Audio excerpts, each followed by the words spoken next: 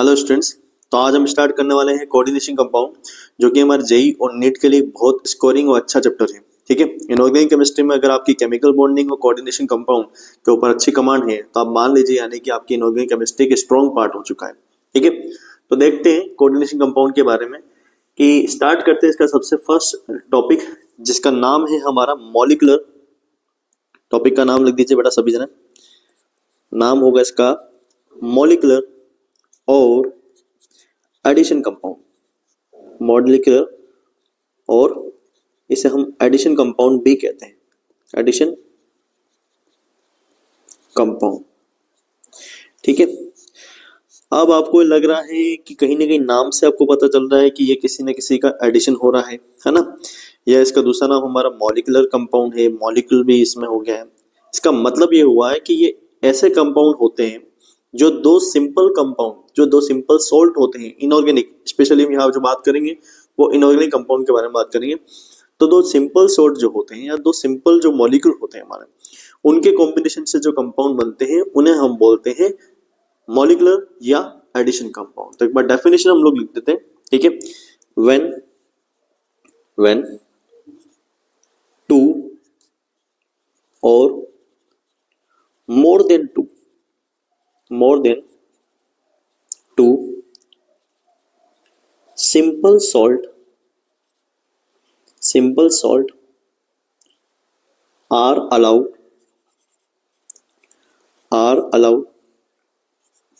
to chemically together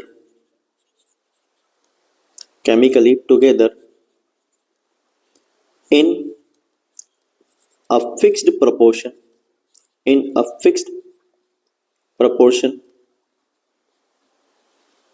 बहुत important चीज ये ध्यान रखना ना, fix proportion by weight then molecular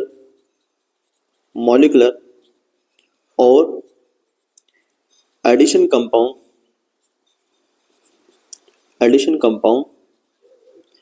are form. क्या बोला गया है कि हम जब किसी दो सिंपल सॉल्ट को, ठीक है, उन्हें हम केमिकली रिएक्शंस करवाते हैं लेकिन फिक्स प्रोपोर्शन में उनके वेट के अकॉर्डिंग, है ना, कुछ फिक्स प्रोपोर्शन होता है, जैसे कि 1:3 हो गया, उस प्रोपोर्शन में जब रिएक्शन करवाते हैं तो वहां जाके हमारे पास में दो सिंपल सॉल्ट के कॉम्बिनेशन, ऐसा कह सकते हो, तो सिंपल सॉल्ट के कॉम्बिनेशन से हमें क्या मिलता है, वहां पर एडिशन या मॉलिक्यूलर कंपाउंड हमारा क्या अर्थ होता है, फॉर्म होता है।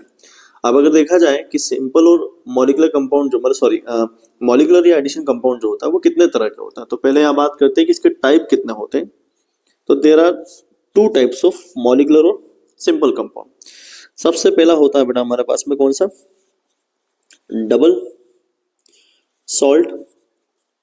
ठीक है, एंड सेकंड वन इज, जिसके बारे में आपको चैप्टर है, इट इज कॉम्प्लेक्स सॉल्ट, या जिसे हम क्या बोलते हैं, कोऑर्डिनेशन कंपाउंड भी कहा जाता है ना। अगर मैं कॉम्प्लेक्स सॉल्ट बोलता हूँ या कोऑर्डिनेशन कंपाउंड बोलता हूँ तो दोनों ही एक ही बात है। आई होप आप लोगों ने डेफिनेशन लिख दी होगी। तो हम स्टार्ट करते हैं डबल सॉल्ट से कहानी। ठीक है, तो सबसे पहला हम लिखते हैं कौन सा, डबल सॉल्ट।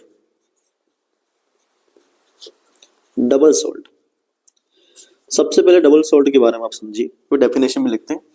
देखो बेटा, डबल सॉल्ट क्या होता है, डबल सॉल्ट हमारे सिंपल कंपाउंड के सिंपल सॉल्ट जो होता है उनको जब हम रिएक्शंस करवाते हैं, ठीक है, तो जब कंपाउंड, जो नए कंपाउंड बनते हैं जनरली कूलिंग प्रोसेस से बनते हैं, तो उसमें जितने भी आयन है वो पूरी तरह से डिकम्पोज हो जाते हैं। ठीक है, ये एक बहुत इंपॉर्टेंट चीज है। ठीक है, तो जैसे एग्जांपल के तौर पर अगर मैं बात आपसे करूं कि जैसे मैंने एक सॉल्ट लिया हुआ है, आप लोगों ने नाम सुना होगा, कॉमन नेम आप यहाँ पे नाम अगर याद रखेंगे तो बहुत अच्छा रहेगा। एक होता हमारा कार्नेलाइट। क्या होता हमारा, कार्नेलाइट। ठीक है, और कार्नेलाइट आपने एस ब्लॉक में पढ़ा होगा कि ये हमारा KCl MgCl2.6H2O का हमारा कंपाउंड है। ठीक है बेटा, कार्नेलाइट जो होता है ये बनता कैसे है, तो कार्नेलाइट जो होता है ये एक्वस सॉल्यूशन KCl के 1 रेशियो प्लस 1 रेशियो ऑफ ही 1:1 में क्या ले लिया हमने यहाँ पे, एक्वस सॉल्यूशन ऑफ MgCl2, और कुछ यहाँ पे वाटर मॉलिक्यूल भी रिएक्शन करते हैं। जब हम इसकी कूलिंग करते हैं, कूलिंग मतलब हम जब भी हमारे पास में ये डबल सॉल्ट बनते हैं ना, तो जब हम टेम्परेचर को ठंडा करते हैं तो क्रिस्टलाइजेशन हो जाता है इनका, ठीक है। तो उस वजह से इनकी क्रिस्टलाइन जो होते हैं कंपाउंड का फॉर्मेशन होता है KCl dot MgCl2 dot 6H2O। अगर आप देखें तो इसमें तीन तरह के हमारे कंपाउंड है, KCl MgCl2 एंड एक तरह से 6H2O भी हमारे क्या हो गया, एक तीसरा मॉलिक्यूल हो गया। तो ये एक तरह से एडिशन कंपाउंड हो चुका हमारे पास में। अब इसकी खास बात क्या है ना, ये किस तरह से हमारे कोऑर्डिनेशन कंपाउंड से अलग होने वाला है। अगर मैं इसको वाटर में डिजोल्व करता हूँ तो ये अपने जितने भी आयन हैं उनमें सभी में टूट जाएगा। एक्वस सॉल्यूशन में इसके जितने भी पॉसिबल आयन जो आपको दिख रहे हैं वो सभी ब्रेक हो जाते हैं, ठीक है। और ये सारे आयन हमारे क्या हो जाएंगे, ब्रेक हो जाएंगे एक्वस सॉल्यूशन में, जबकि कॉम्प्लेक्स सॉल्ट में ऐसा नहीं होता है। अब सर ये हमें कैसे पता चला कि ये सारे के सारे आयन ब्रेक हो चुके हैं और कॉम्प्लेक्स वाले हमारे सारे आयन ब्रेक नहीं हुए। वो पता चलता है इन सभी के पर्टिकुलर के केमिकल टेस्ट से। जैसे कि हम अगर लगाते हैं पोटेशियम को केमिकल टेस्ट लगाएंगे यहाँ पर, तो पोटेशियम का केमिकल टेस्ट क्या आता है, पॉजिटिव आ जाता है। मैग्नीशियम का केमिकल टेस्ट लगाएंगे तो मैग्नीशियम का केमिकल टेस्ट भी पॉजिटिव आ जाएगा। क्लोराइड का भी पॉजिटिव टेस्ट आने वाला है। यानी कि जो हमने मिलाया था पहले, हम लोग जानते थे पहले से कि हमने यहाँ पे KCl और MgCl2 मिलाकर ठंडा करके एक सोल्ट बनाया है, ठीक है। फिर हमने जब उसको वापस से उसको एस्टोम में डिजोल्व किया तो सारा आयन में टूट गया, ठीक है। टूट गया और टूटने पर जब हमने उसके अंदर क्या किया, जैसे उसके अंदर हम जितने भी टेस्ट लगाए तो टेस्ट अप्लाई करने पर ये वापस से क्या हो गए, टेस्ट अप्लाई करने पर सभी टेस्ट पॉजिटिव दे देते हैं। तो एक बार इसकी डेफिनेशन हम लोग लिख देते हैं। आप लोगों को यहाँ पे क्या दिख रहा है, आप लोगों को यहाँ पे दिख रहा है कि ये इस तरह के एडिशन कंपाउंड है। लिख देता हूँ मैं डेफिनेशन लिखता हूँ, addition compound, addition compound which individual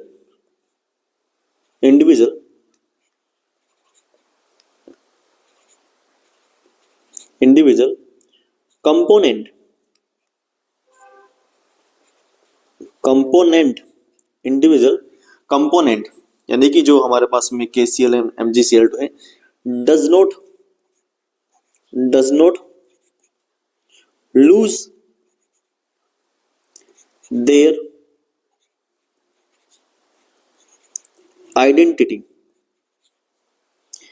in aqueous solution, ठीक है। ये बात आपको समझ में आ ही चुकी है कि अपने एक्वस सॉल्यूशन में अपनी आइडेंटिटी को लूज नहीं करते, KCl MgCl2 फिर भी रहते हैं। यानी उनके आयन को अगर आप वहां पे डिसोशिएट करोगे तो टूट भी जाएंगे, ऐसा भी कह सकते हैं ना। एंड ऑल आयन या constituent ion of their would be या would give पॉजिटिव क्या देंगे, केमिकल टेस्ट देंगे, ठीक है। तो पहला कंपाउंड तो आप लोगों को दिख गया यहाँ पे कि कौन हमारा, कार्नेलाइट है, ठीक है। कार्नेलाइट हमारा फर्स्ट कंपाउंड हो गया। उसी तरह से कुछ एग्जांपल आपको और याद रखने पड़ेंगे, ठीक है।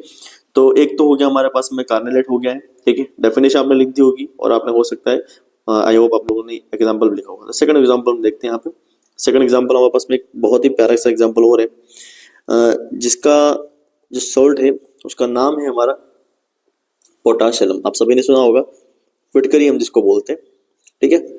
तो potash alum and potash alum is double salt of K2SO4 Al2SO4 whole thrice, है ना, एंड 24H2O। अब जैसे मैंने ऊपर उसको बनाया था तो बनाने का मेथड तो बिल्कुल ही सेम ही है ना।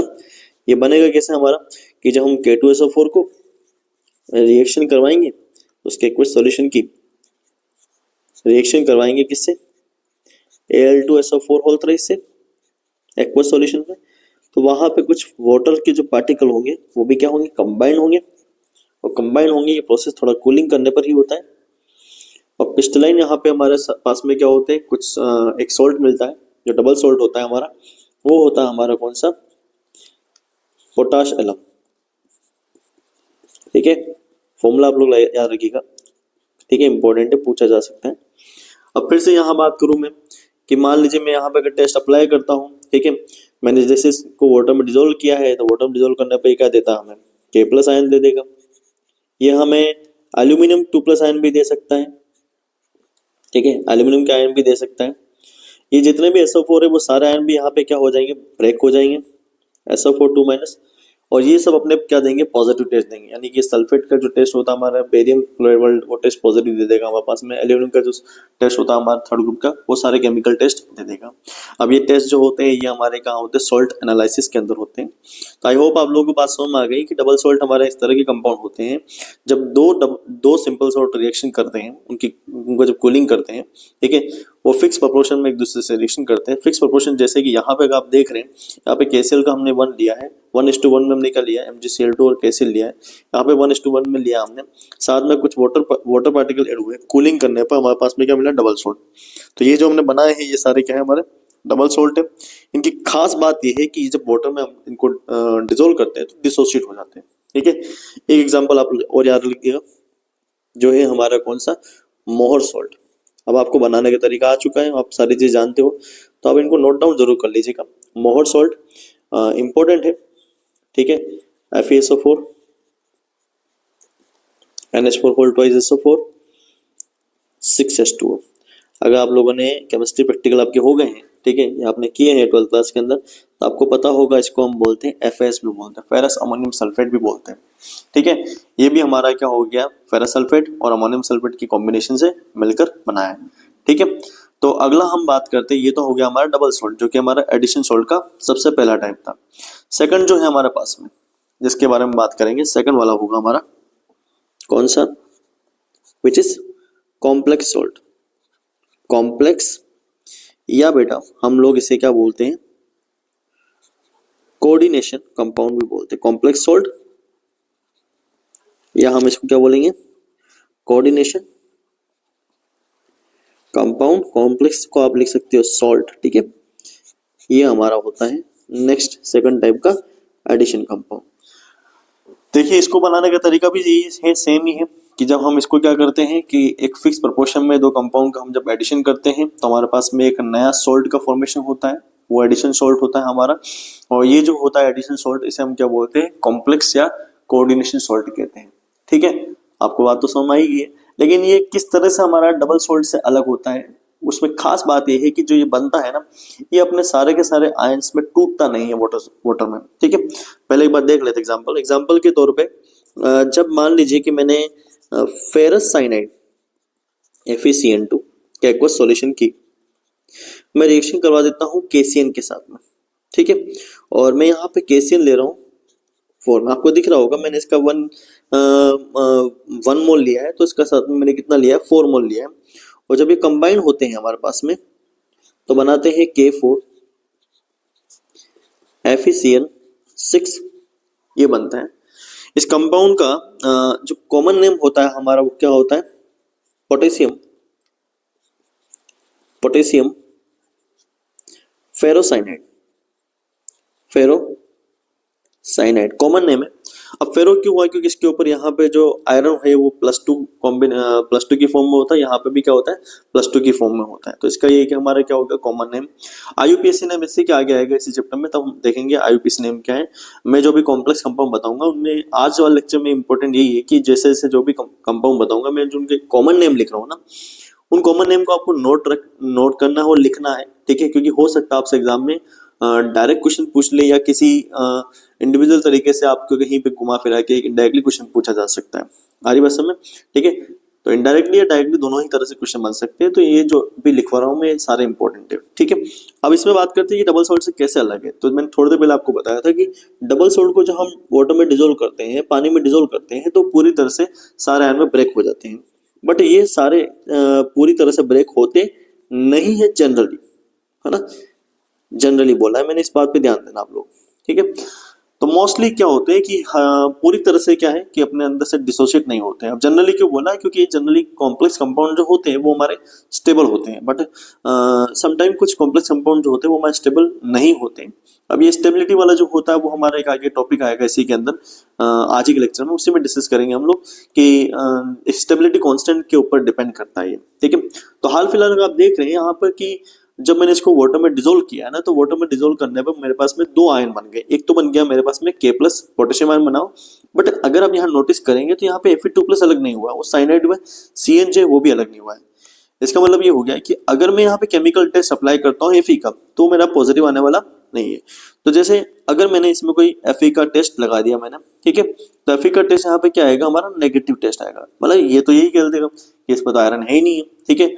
बट आप लोग जानते हैं, आपने तो जब मिलाया है, मिक्सचर बनाया है, तो आपने तो पहले आयरन साइनाइड का जो अपने आयरन सेकंड साइनाइड यानी कि फेरस साइनाइड का सॉल्यूशन तो आपने लिया है, आप जानते भी इसके अंदर आयरन है, तो गायब कहाँ हो गया?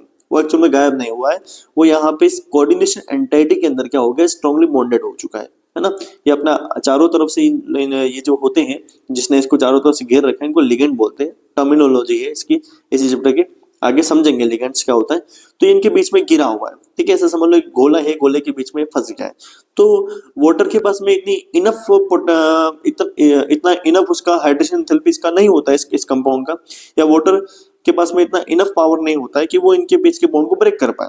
सारी बात समझ, तो इसलिए वाटर में इजीली डिसोशिएट नहीं हो पाते हैं, वो टेस्ट नहीं दे पाते। यहाँ तो बात समझ आ गई। अब ऐसा नहीं कह सकते हम लोग, ठीक है, कि ये बिल्कुल ही वाटर में हमारे डिसोशिएट होने वाले नहीं है, ठीक है। इसका एक कारण है, मैं ऐसा भी कह सकता हूँ, जैसे मान लीजिए ये जो मैंने बात बोली कि यहाँ पे जो मैंने एकदम यहाँ बोली कि ये आयरन का टेस्ट पॉजिटिव नहीं दे रहा है, इसका मतलब ये नहीं कि बिल्कुल ही डिसोशिएट नहीं हुआ है। इसका मतलब ये है कि जो डिसोशिएट आयन हुए ना, वो इतने इनफ नहीं है। पहले मैं इस चीज को आपको समझाता हूँ। देखो ये जो हमारा सामने है, जो ये कॉम्प्लेक्स आयन है, इस आयन को हम क्या बोल देंगे, it is a complex ion, ठीक है। और वाटर के अंदर जो इसका इक्विलिब्रियम कांस्टेंट जो होता है, ठीक है, जो हमने ले लिया यहाँ पे, इसका इक्विलिब्रियम कांस्टेंट है हमारा, तो ये वाटर में कौन सी फॉर्म में टूटेगा, हमारा Fe2+ आयन में टूट सकता है, एंड 6Cn माइनस में ब्रेक हो सकता है। ओके, तो ये जो के इक्विलिब्रियम है ना बेटा, इसकी वैल्यू क्या होती, बहुत कम होती। के इक्विलिब्रियम क्या है हमारे पास में, बहुत कम है, ये वेरी लो है, लिख दीजिएगा आप यहाँ पे, इट इज वेरी लो। तो बहुत कम होता है, तो ऑब्वियस सी बात है, आप लोग जानते हैं, आपने केमिकल एंड आयन इक्विलिब्रियम पढ़ा होगा आपने। तो अगर इक्विलिब्रियम कांस्टेंट कम है तो Fe2+ एंड हमारे पास में जो साइनाइड है, उनकी कंसंट्रेशन भी क्या होगी, कम होगी। तो इनफ नहीं होता है कि वो आगे जाके कोई भी Fe का जो हम टेस्ट दे रहे होते हैं, तो उन टेस्ट को वो परफॉर्म कर रहा होता है। ऑब्वियस सी बात, उनमें कंसंट्रेशन में हाई कंसंट्रेशन की रिक्वायरमेंट होती है, ठीक है। चलिए कोई एग्जाम्पल देख लेते हैं हम लोग, जैसे एक और इसी में ही ले सकते हैं हम, ठीक है। ये फेरोसाइनाइड बनाया हमने, तो एक और हम इसी तरह से बोल सकते हैं, एक और कंपाउंड बना सकते हैं, जैसे कि हमारे पास में हो गया है FeCN होल थ्राइस, ठीक है। इसकी रिएक्शन हम जब करवाते हैं 3 KCN से जब करवाई जाती है, तो ये बना था हमारे पास में, क्या बना था, K3 FeCN 6। ये जो पर्टिकुलर कंपाउंड बना है, तो यहाँ पर इसके ऊपर चार्ज जो है, पॉजिटिव चार्ज, इसका ऑक्सीडेशन नंबर +3 होता है। तो ऑब्वियसली बात है, यहाँ पर भी +3 ही रहता है, चेंज नहीं होता है, क्योंकि ये ऑब्वियसली बात है, यहाँ पे कोई ऑक्सीडेशन रिडक्शन रिएक्शन नहीं हो रही है, ये जनरल एडिशन रिएक्शन हो रही है। तो यहाँ पे क्या हो रहा है कि यहाँ इस कंपाउंड का जो हमारा कॉमन नेम जो होता है, वो होता है पोटेशियम फेरिसाइनाइड। इसको हम बोल सकते हैं, we can say it potassium ferricyanide, potassium ferricyanide. Okay, तो सेम ही चीज अप्लाई कर सकते हैं हम पोटेशियम फेरिसाइनाइड के साथ में, कि जब उसको वाटर में जब डिसोल्व करेंगे, तो ये 3 पोटेशियम आयन देगा हमें, ठीक है। And it will break in FeCN 6 3-, यानी कि यहाँ पर भी देखा जा सकता है हमें कि हम यहाँ वापस आयरन का जो यहाँ पे टेस्ट लगाने वाले, तो वो पॉजिटिव मिलने वाला हमें नहीं है। तो आप लोगों को बात समझ आगे होगी कि हमारे पास में एडिशन सोल्ट जो होते हैं, वो जनरली एडिशन सोल्ट 2 हमारे कंपाउंड से मिलकर बनते हैं, ठीक है। और जब ये दोनों कंपाउंड मिलकर हमारा एडिशन सोल्ट का फॉर्मेशन जब होता है, तो ये 2 तरह के कंपाउंड हो सकते हैं हमारे, डबल सोल्ट हो सकता है और कॉम्प्लेक्स सोल्ट हो सकता है। अब जो डबल सोल्ट होता है हमारे पास में, ठीक है, उसके बारे में हम ये कह सकते हैं कि डबल सोल्ट जो होता है, वो हमारा पूरी तरह से क्या होता है, ब्रेक हो जाता है उसके आयंस के अंदर, बट कोऑर्डिनेशन कंपाउंड हमारा या कॉम्प्लेक्स सोल्ट पूरी तरह से ब्रेक नहीं होता है। रही बात इसकी डेफिनेशन के बारे में, तो डेफिनेशन देख लेते हैं हम लोग, इसकी डेफिनेशन क्या होगी। तो डिफाइन कर सकते हैं, हम लोगों ने तो पढ़ ही लिया है, तो बोल सकते हैं addition compound in which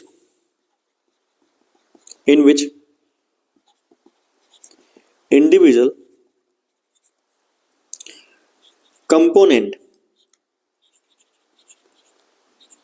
individual component, जैसे कि नीचे की तरफ हमने बात की थी आयरन साइनाइड थे दोनों ही तरह के +3 एंड +2 वाले, ठीक है, वो केसिन के बारे में बात कर ली थी हमने। इंडिविजुअल कंपोनेंट, ठीक है, जो हमने मॉलिक्यूल जिनको लिए थे, लूज देयर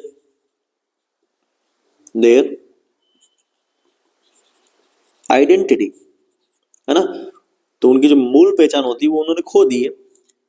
और आइडेंटिटी एंड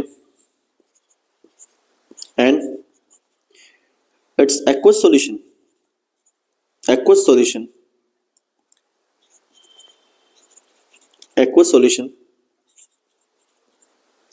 ऐसा कह सकते हैं ना, doesn't give chemical test of all constituent ions। Okay, तो ये इनके कॉन्स्टिट्यूएंट आयन का जो होता है वो केमिकल टेस्ट पॉजिटिव नहीं दे सकते। यहां तक आपको बात समझ आ गई होगी, ठीक है। तो इस लेक्चर में तो हमने डिस्कस किया है कि कितने तरह के हमारे मॉलिक्यूलर सॉल्ट होते हैं, ठीक है, इनके बारे में हमने डिस्कस किया है। अगले लेक्चर में हम एक बार हम जो इससे के आगे जो नेक्स्ट पार्ट जो होगा उसके अंदर हम देखेंगे कि कितना कॉम्प्लेक्स आयन के बारे में डिस्कस करने स्टार्ट करेंगे, क्योंकि चैप्टर पूरा हमारा कॉम्प्लेक्स आयन के बारे में। तो एक तो हम कॉम्प्लेक्स आयन को जो रिप्रेजेंटेशन है उसको सीखेंगे हम लोग, और एक ये भी सीखेंगे कि क्लासिफिकेशन जो होता है कॉम्प्लेक्स कंपाउंड का वो कैसे किया जा सकता है, ठीक है। तो कितने कितने टाइप के कॉम्प्लेक्स कंपाउंड हो सकते हैं अलग अलग टर्मिनोलॉजी में। वहीं पे हम स्टेबिलिटी के बारे में भी बात करेंगे, स्टेबिलिटी कांस्टेंट के बारे में बात करेंगे, ठीक है। तो वीडियो लेक्चर ज्यादा लंबा नहीं हो जाए, तो इस वाले लेक्चर में जनरल इंट्रोडक्शन था आपके सामने, ठीक है। अगले वाले में हमसे बात करेंगे कोऑर्डिनेशन कंपाउंड्स के बारे में, ठीक है। इसमें हमने डबल सॉल्ट को भी लिया, अब इससे आगे हमारा चैप्टर के अंदर डबल सॉल्ट आने वाला नहीं है। Okay, thank you so much.